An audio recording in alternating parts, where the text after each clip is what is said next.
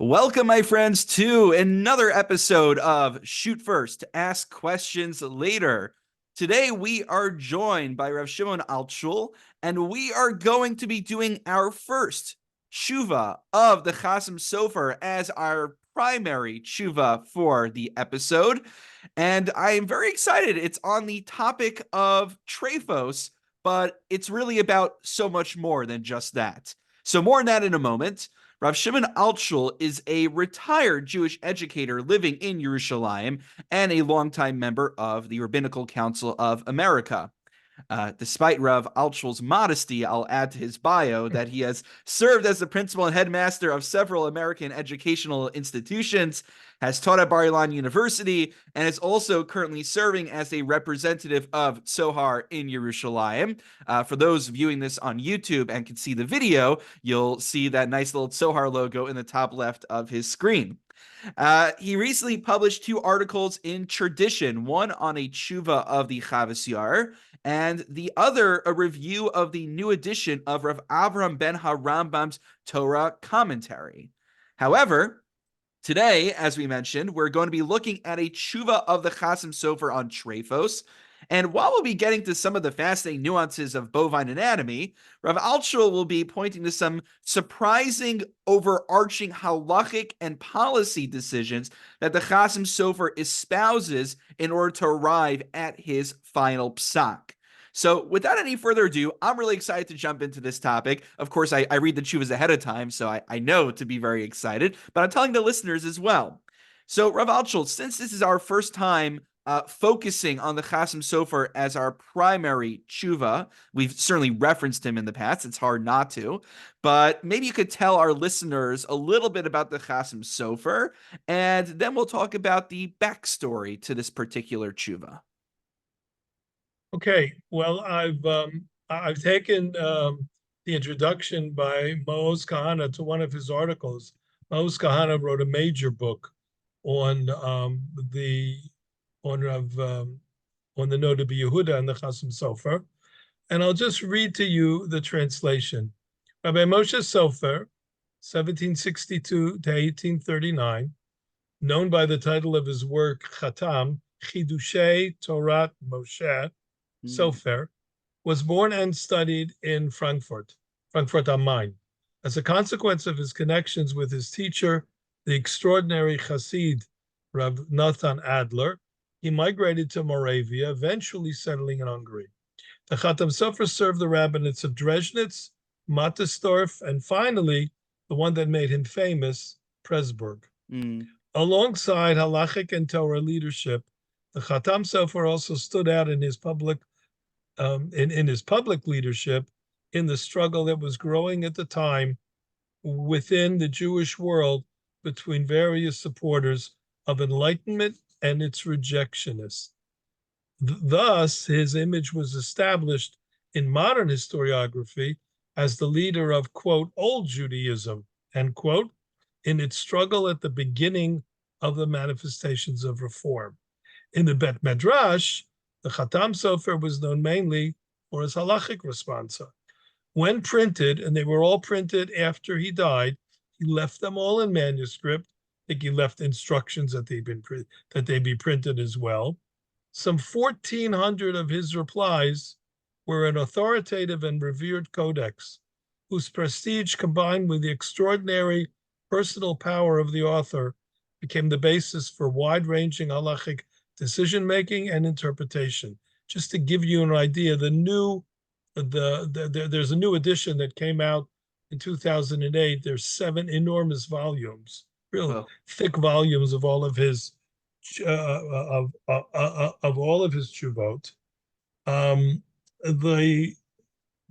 I did a little search on the Bar Ilan responsa before starting this, and I searched for Chatam Sofer in both forms, abbreviated and not, and in the section of Shelot Tshuvot Acharonim, the later responsa, you find over 11,000 hits. There was a Rav who actually wrote a 6-volume work out of a projected 10 analyzing all the references to the Chatam Sofer's Tshuvot in 400 Sifrei Tshuvot that were published in the 100 years after his Tshuvot were printed. And It really can't be overstated just how influential the Chasam Sofer is on modern halakha. I mean, even you look at Igros Moshe, and Ramosha Feitzi doesn't like to cite a lot of achronim. Like the Noda Yehuda and the Chasam Sofer, those are the achronim that make it into the Igros Moshe regularly. There is no opinion that the Chatam Sofer offered his view on that can go unexamined. Can go. I once heard Rav Schachter say that you don't have to poskin like the prima gadim, but if you don't learn the prima gadim in the context of preparing for a psak halacha, it's a tos bidvar mishnah. Yeah, and as opposed to many people like myself who just get the prima gadim via the distillation of the Mishnah Brura. Right. No, and I think a Chasam Sofer is the same. There's no posek. If the Chasam Sofer deals with an issue, that won't address it. And look, there's even someone who wrote a book called a Chatam Sofer of Bnei Doro, doing the short biographies of all of the personalities in his Tshuvot, both rabbis that are mentioned and also those who ask the questions, and there are over 2,500 listed. It's a 480-page book. There's really, so I think, like an idea. There's a renaissance of Chasam Sofer literature. I mean, I have in my office this nice, fancy, I think it's put out by Ozva Hadar, the Drushos Chasam Sofer. Right. Beautiful with shoulder notes and footnotes and a clean text. There's really just so much. I think there's actually like some sort of machon right now. There's some kind of special foundation or institution that's dedicated to just pumping out more Chasam Sofer. Right. There's a Machon Chatam Sofer.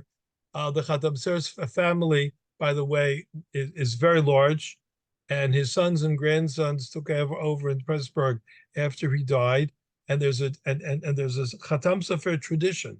He became the ruling posek of Hungarian Jewry. So you're right. There's a tremendous renaissance. It also is great for Ozva Hadar. Anyway. Well, they still got a few things to work on. Don't worry. There's a lot of works out there for them to do. That's right. So anything else we should know about the Chasam Sofer before jumping into the particulars of the tshuva, or are we ready to jump into that? Only that he had tremendous confidence that he was correct. And he writes it all the time. Someone wrote him, he gave 12 reasons for a certain psak, and 2 of them were from Tosfos. And someone wrote him and challenged him on the interpretation of these 2 Tosfot. And he said, look, you might be right, you might be correct, but that doesn't change my final decision. My final decision is correct. And he believed, similar to Rav Moshe, a lot more outspoken than Rav Moshe. Moshe writes that there's one person in every generation who's chosen to be the Meshiv, the person who responds, as you well know. The Chasam Sofer says very, very simply, I'm the one. I'm the one who was chosen. God chose me to answer all these shailot. Wow. And I know I'm right because the chosen one. It's that's really remarkable. Yeah, well, you know what's interesting? Just because we brought up the Rav Moshe and Chasam Sofer contrast, I was looking into this some time back on the sugya of publishing svarim in general, and I saw it in Rav Moshe, in the Hakdama of Rav Moshe. I think maybe it's quoted in Darash Moshe versus the Chasam Sofer. Rav Moshe said because he lost a lot of his books.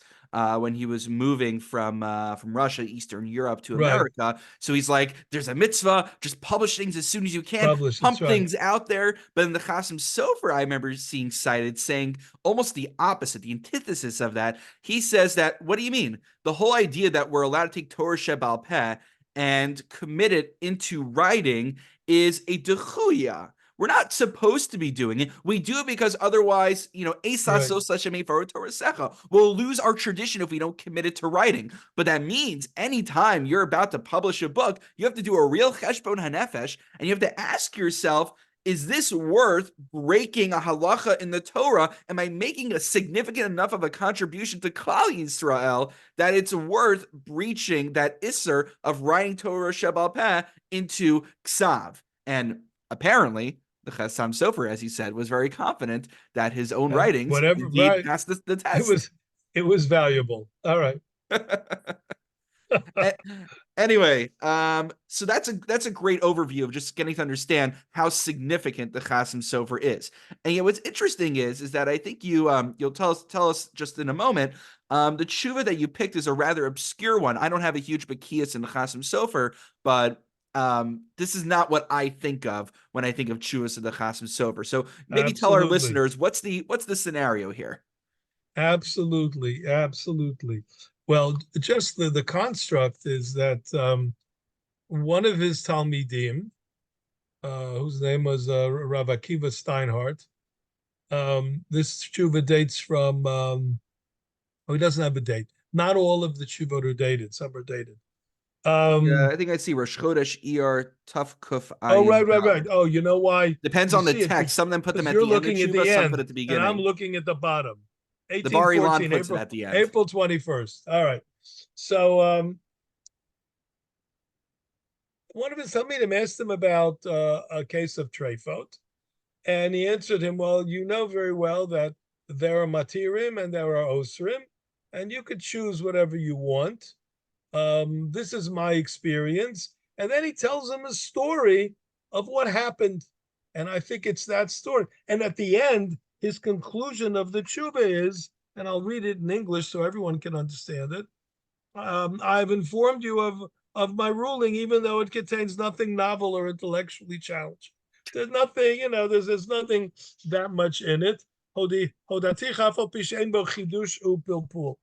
nothing there, but I let you know for your edification. So what's the Which Shaila here? Yeah. Hilchot treifot, which deal with defects of an animal, you have to understand what the treifot we're talking about. I'll try to make it as brief as I can. A cow has 4 stomachs, right? Or actually, the stomach of a cow has 4 compartments: the rumen, the reticulum, the omasum, and the abasumum, and the abomasum. Keres, beta kosot, hemses, and keva.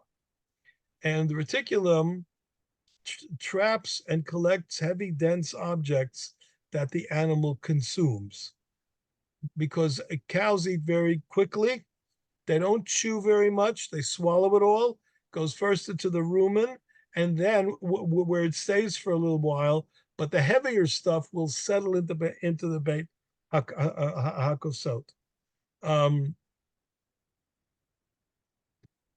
When a ruminant consumes a nail, wire, or other sharp, heavy object, it's very likely the object will be caught in the reticulum. During normal digestive tract contractions, this object can penetrate the reticulum wall, where it could lead to what the veterinarians call hardware disease. The reticulum is sometimes referred to as the hardware stomach. From 55 to 75% of the cattle slaughtered in the eastern US have been found to have hardware, but not all of the hardware penetrates and makes a hole. However, no damage or perforations of the reticulum were evident. Occasionally, traumatic injury resulting from ingesting foreign bodies causes severe adhesions of the reticulum and the omasum to the body wall. This is the question that was asked to the Chasam Sofer.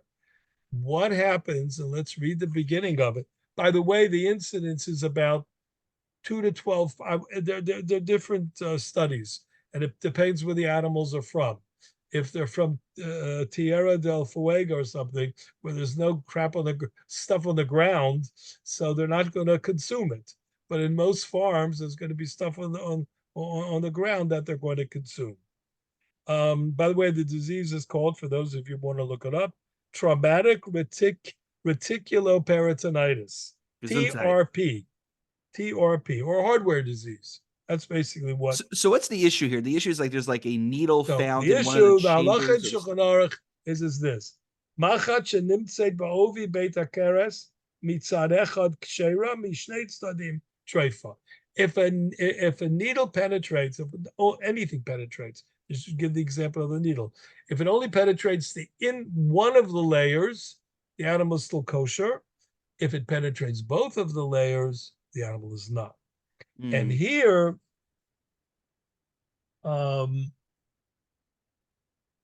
in slaughterhouses today, they actually always inspect the beta kosod.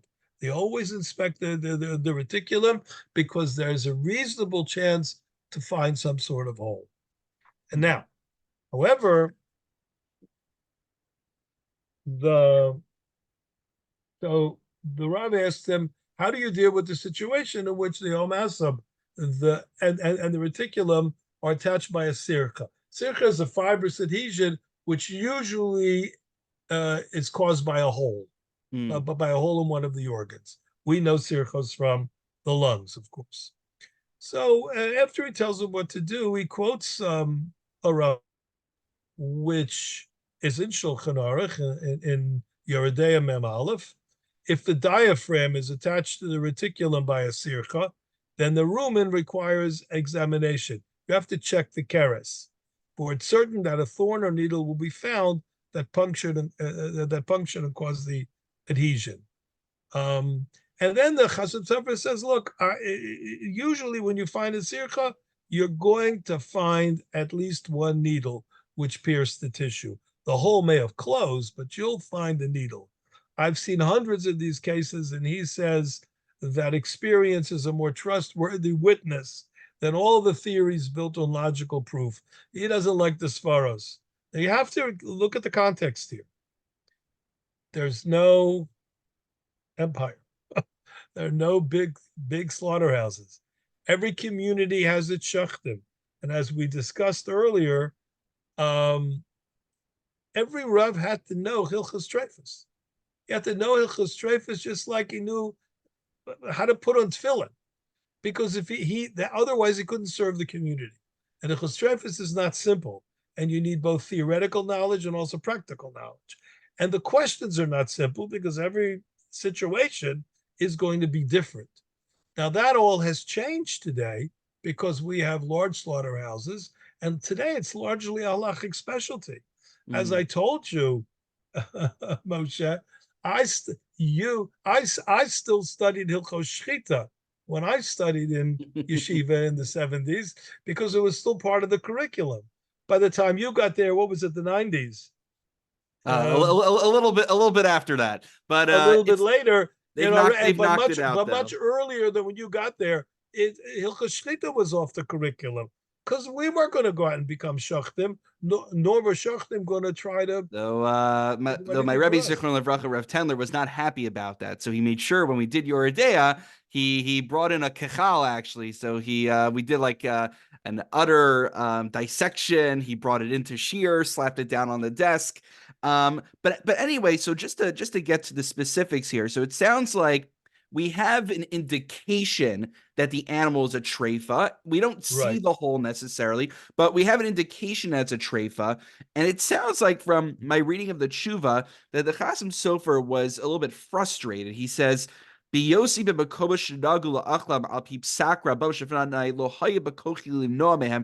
when I visit different places and I tried to tell them that these cows are problematic and they're treifos, nobody wanted to listen to me. No, that isn't really it.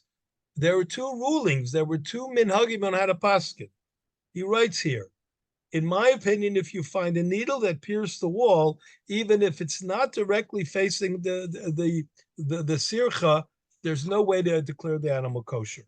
On the other hand, if you find a needle inserted in the cup-like grooves, the reticulum has grooves, or in the contents of the reticulum, you shech the animal and you open up the besakosis and you find a needle in the contents, okay? There's a needle there. The contents that are left behind in the organs of the animal after the animal is killed. In my humble opinion, there's still may a sufficient reason to declare the animal forbidden because the needle must have penetrated the wall of the reticulum and it's swishing around in there. It's probably poked a few things by now. Right. So that's his chumrah. He was machmir. Any needle he found, he asered the behema. And that's what he says. He says, I know there are people who permit it. And in communities where they were permitted, I didn't interfere. He lived in when he was a Rav in Mattersdorf, I think for 6 years. He didn't interfere. They had a Mesoras Hapsak. They had a traditional way of ruling. And he was able to live with the fact that whether he ate it, I don't know. But he was able to live with the fact that that's the psak that the shachtim, that the poskim had, and he didn't interfere. I informed them I could not permit such a case, but I was not prepared to rule stringently against the prevailing local custom. Right. Okay. So as we're, time flies when you're having fun with tshuva. So we're drawing, toward a closing soon. So maybe just fill us in. This wasn't just an issue during the Chasam Sofer's travels that people didn't seem to follow what he thought should be considered a treifa. But then the issue was when it was on his own doorstep in his own Right. hometown. Absolutely. So I'm going to read you because it's a great story. And he didn't have to tell his Talmud this story. He told it anyway. Before Pesach, he said the Shachtim reported to him that there were 25 cattle that had been cleared that were declared treifa because of this problem. And they came to him because it was before a yontif, and they said there's not going to be any meat. The animals apparently had ingested lots of stuff, and it was a big problem. What was a large community going to do without any kosher meat for yontif? Yikes. So he writes as follows. He says, I was more concerned they would turn to external sources of meat supply, sources that I did not approve of, and would become accustomed to doing so, even where there was no shortage of local supply. If they only had local supply, he could supervise it. Anything that came from outside, he could not supervise it. He didn't. So he told them, what I want you to do. So he found a way to basically avoid the Isur, avoid his chumrah, and enable. But he didn't want to poskin the kula. So instead of poskining the kula, he avoided the problem altogether. How did he avoid the problem altogether? He told the bodkim, he told the inspectors, if here I'll read it exactly. So yeah, I think the language is important. Yeah, let's read that. Yes, line. It is. I instructed the inspectors that from now on, when they come across a sircha such as this, that they are first to dispose of the contents of the stomachs without looking for thorns or needles. Then they are to inspect the wall of the rumen to ensure it has not been punctured, but not its contents. For it's preferable not to inspect the contents and look the other way rather than to discover a problem and rule leniently. Now, I want to interject here immediately. He's not looking the other way.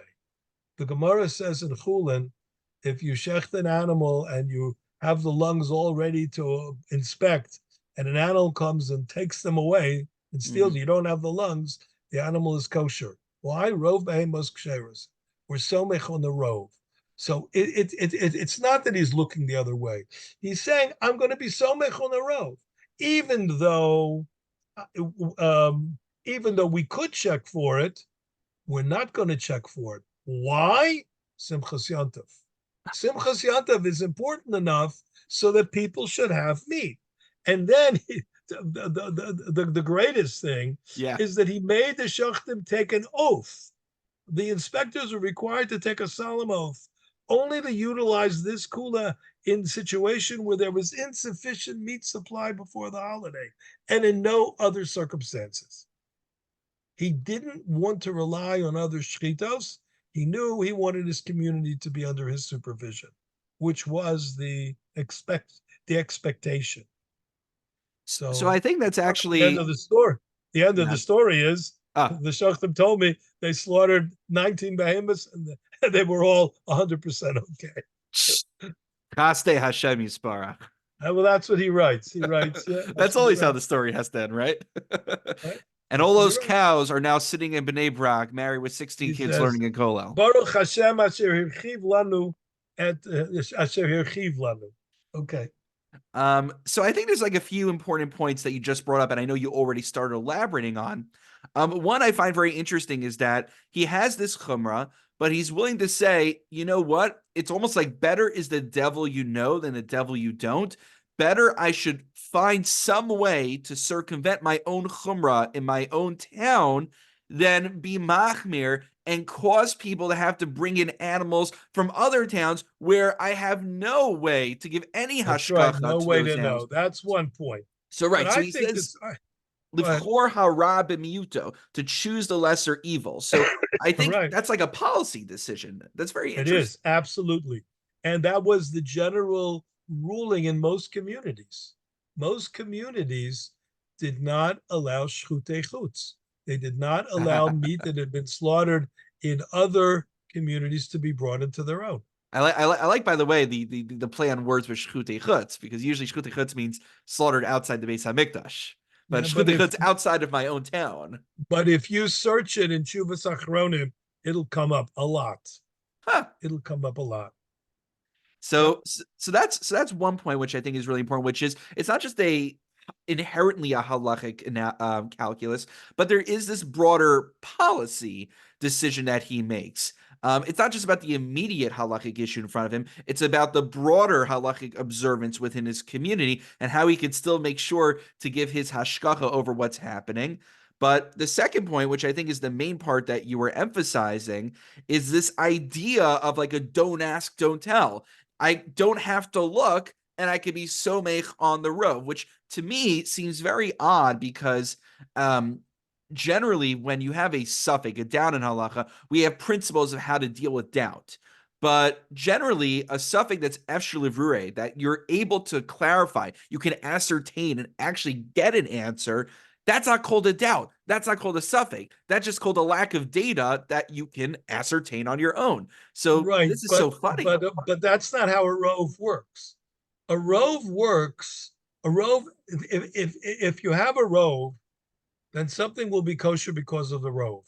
Now, right, if you have a miyot hamatzui, this is why it works. If you have a miyot hamatzui, you're supposed to go check. But if you Mm. can't check, so in the case the Gemara brings, you can check because Natalo Zev, because a wolf did it. Here you're not checking because you want to have meat for Yontif. Now, let me tell you something.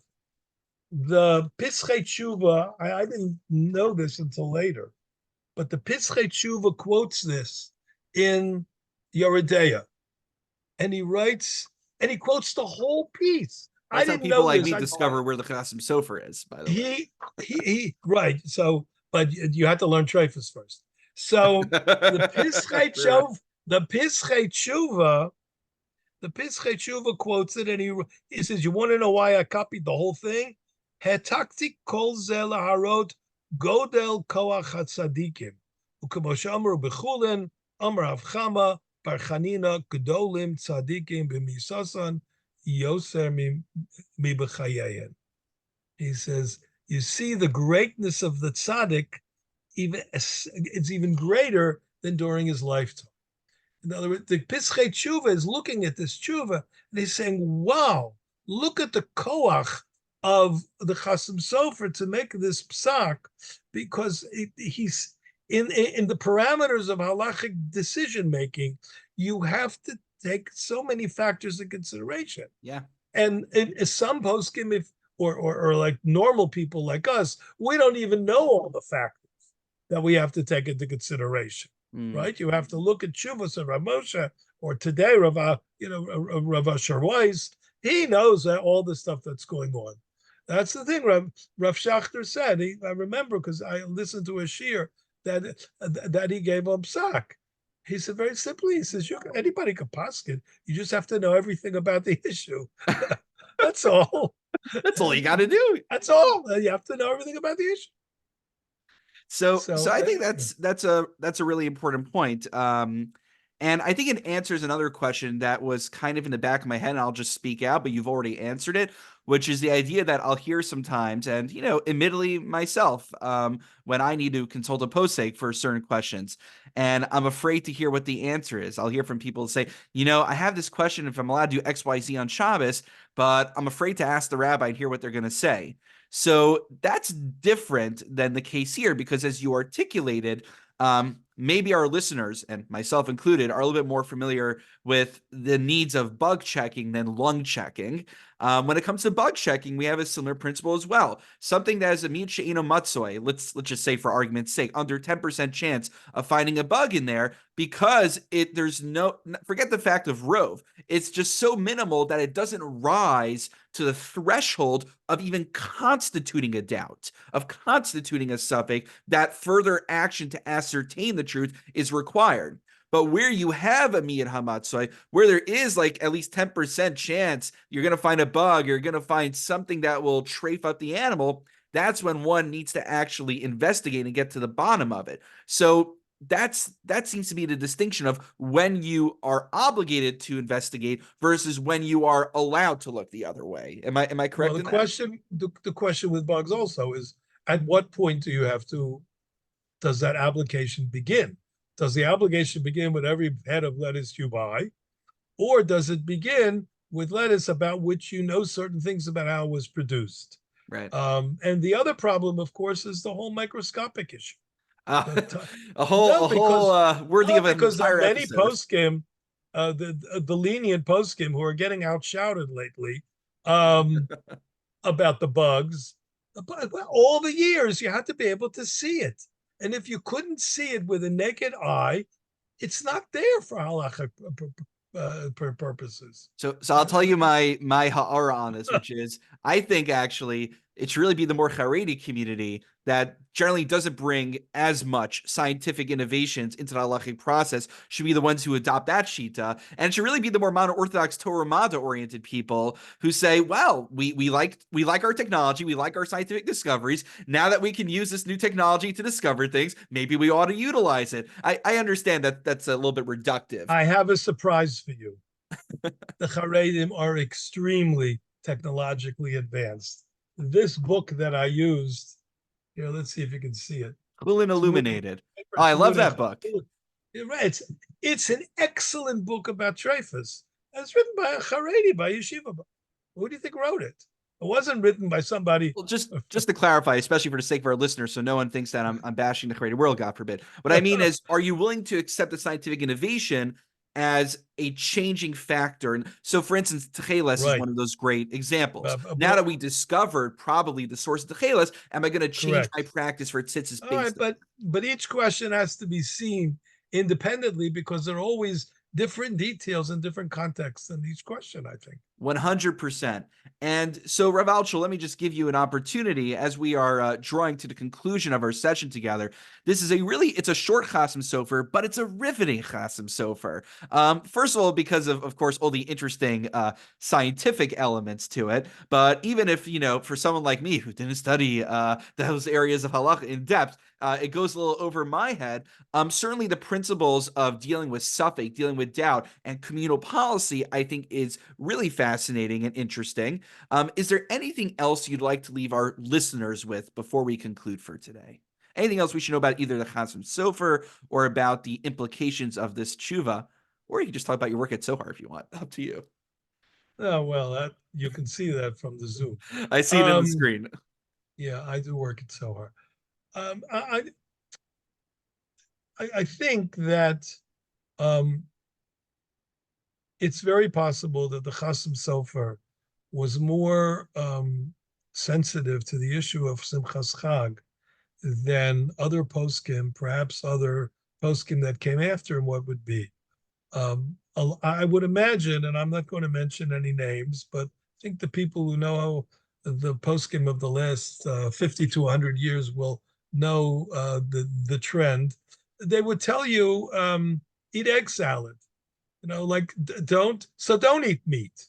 So if you can't remove every single suffix, then you can eat. I mean, the kashrus organizations today I would imagine, but I can read the kashrus bulletin that I get in my RCA mail just just as you do. Um, they don't allow for any kind of bitul or sfekus or anything Mm-hmm. because much of the industrial of the food products that are produced industrially are they're not also in the normal way that they're produced, but they take away every single. They won't be somech on on beetle bashishim and so many other things. They have to have it 100%. Well, I don't know. I just think that Jews didn't live that way all those years.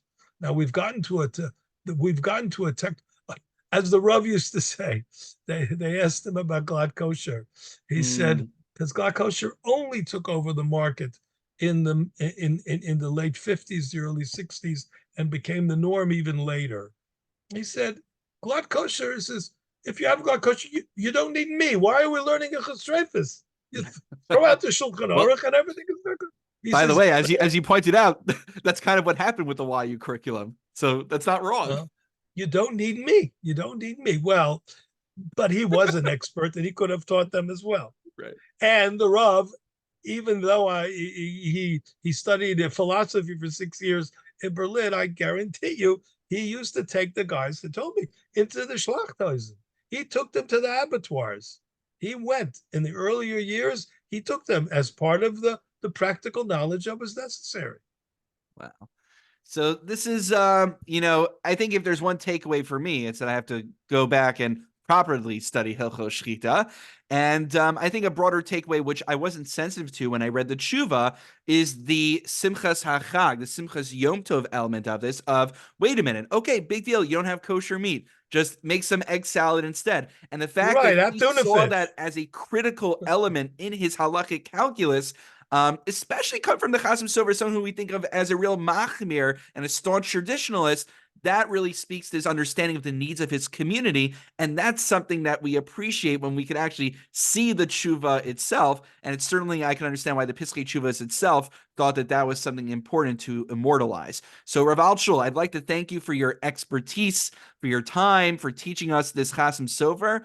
And you should be matzliach with all of your good work at Sohar and all of the other ventures that you are involved with. Thank you.